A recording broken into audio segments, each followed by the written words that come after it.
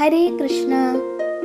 ഇന്ന് ഗുരുവായൂരപ്പൻ തൻ്റെ കുഞ്ഞു കാലുകൾ പിണച്ചു വെച്ച് അതീവ വശ്യമായ ഭാവത്തിലാണ് ഭക്തർക്ക് ദർശനം നൽകിയത്.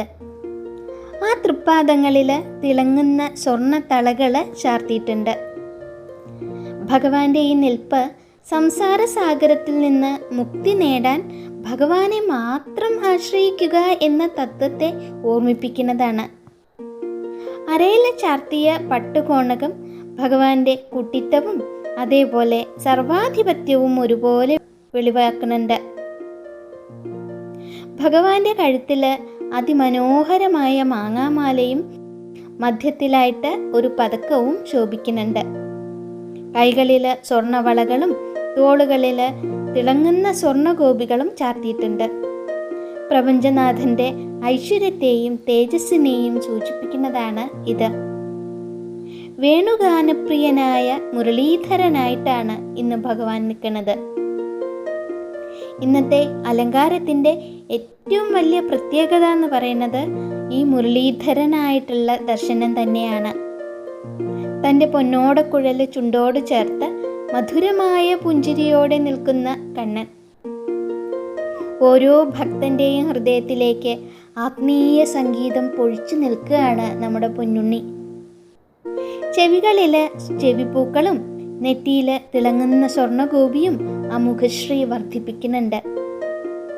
ഭഗവാന്റെ തിരുമുടിയിലും കഴുത്തിലും വിവിധ തരം പുഷ്പമാലകളാണ് ചാർത്തിയിട്ടുള്ളത്. തെച്ചി, തുളസി എന്നിവ ചേർത്ത് 3 മാലകളാണ് കിരീടത്തിന് മുകളിലായിട്ട് തിരുമുടി മാലയായിട്ട് ചാർത്തിയിട്ടുള്ളത്. കഴുത്തിലാവട്ടെ തെച്ചി, തുളസി, വെള്ള നന്ദ്യാർവട്ടം എന്നിവ ഇടകലർത്ത് 2 വലിയ ഉണ്ടമാലകളാണ് ചാർത്തിയിട്ടുള്ളത്.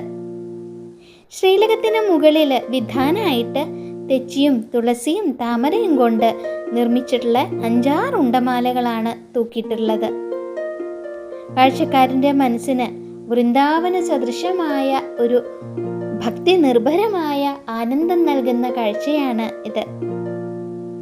യശോദയുടെ പുണ്യായ ഉണ്ണിക്കണ്ണൻ തന്നെ ആശ്രയിക്കുന്ന ഭക്തരെ ഒരിക്കലും കൈവിടാത്ത ആനന്ദമൂർത്തിയാണ്. ആ ഉറപ്പാണ് നമുക്ക് ശ്രീലകത്ത് പുഞ്ചിരി തൂകി നിൽക്കുന്ന കണ്ണൻ തരുന്നത്. ഭക്തർക്ക് ഭഗവാന്റെ തൃപ്പാദങ്ങളിൽ അഭയം പ്രാപിക്കാനും ആ തിരുമുഖത്തേക്ക് നോക്കി നാമം ജപിക്കാനും നമുക്ക് കണ്ണൻ തന്നെ ഇങ്ങനെ പ്രചോദിപ്പിക്കുകയാണ് നമ്മളെ. ആ പാതാരവിന്ദങ്ങളിൽ സർവവും സമർപ്പിച്ചുകൊണ്ട് നമുക്കെല്ലാവർക്കും ഒരുമിച്ച് നാരായണ നാമം ജപിക്കാം. നാരായണ നാരായണ നാരായണ, കൃഷ്ണ ഗുരുവായൂരപ്പ.